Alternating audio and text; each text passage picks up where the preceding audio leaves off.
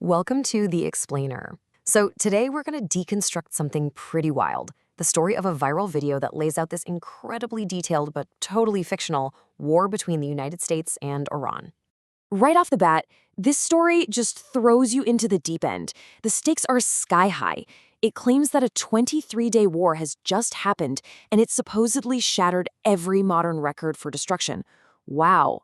Okay, so let's get into it. So the whole idea here is a classic David versus Goliath setup, right? It's that underdog story we all know, where a smaller power takes on a giant. And in this version, it paints the United States as, well, kind of helpless against Iran's clever strategy. All right, so to really get how this whole epic tale is put together, we're going to break it down. We'll look at 5 key parts of the story. Okay, first up, how this story even sets the stage for this massive fictional conflict. You know, the entire story, everything that happens, hinges on this one big idea, that this isn't just a war, it's a mega war. It's been going on for 23 days, it's been absolutely devastating, and it supposedly pushed the whole world right to the edge of collapse. So let's get into the nitty-gritty. How does this war actually start?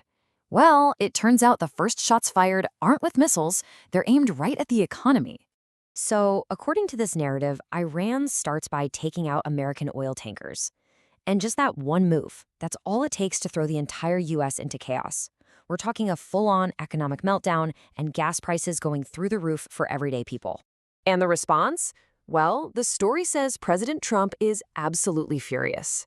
So he sends a fleet, get this, of 1,000 warships to the seas around Iran. I mean, that's just a mind-bogglingly huge number. So you can see what the story is setting up, right? It's a classic clash of styles. On one side, you've got the U.S. with its overwhelming military might, just pure brute force.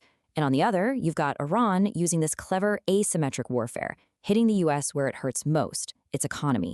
Okay, so we've got this economic and naval battle, but this is where the story takes a hard turn and goes from something that feels kind of plausible into, well, straight-up science fiction. So how does Iran counter 1,000 warships? With secret superweapons, of course. And the list is just incredible. We're talking about a tsunami bomb, a black hole bomb, death rays. It's this wild arsenal of sci-fi tech. Each new weapon is crazier than the last, which is a great way to tell the audience, hey, forget everything you know about normal warfare. And of course, a conflict this big isn't just about 2 countries. The story quickly pulls in the rest of the world, creating this massive global political drama. So first, you have Israel. In this story, they're portrayed as the main U.S. ally, jumping right into the fight, launching their own strikes against Iranian nuclear sites. But then there's a twist. The video claims that the NATO allies have all backed out. They've left the U.S. all alone. And that's a key move in the story, right? It makes the U.S. seem way more isolated and vulnerable, really ratcheting up the tension. And just to make things even more complicated, Russia and China enter the picture.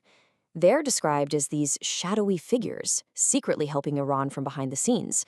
And just like that, this isn't a regional war anymore. Now it's got the potential to be World War III, a full-blown superpower showdown. But who's going to stop all this? Well, the story casts India in the role of the global mediator. Prime Minister Modi is supposedly getting these desperate calls from Iran, begging him to step in and stop the madness.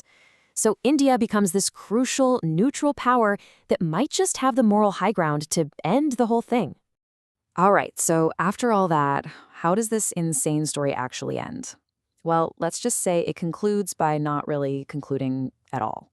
The climax is just absolute chaos, okay? You have both leaders with their fingers on the nuclear button. Then, out of nowhere, this mysterious missile shows up, aimed at the U.S. fleet.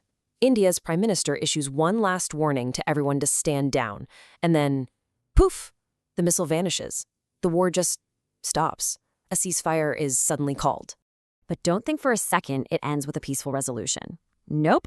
The story saves its biggest, most dramatic twist for the very end, and it changes everything.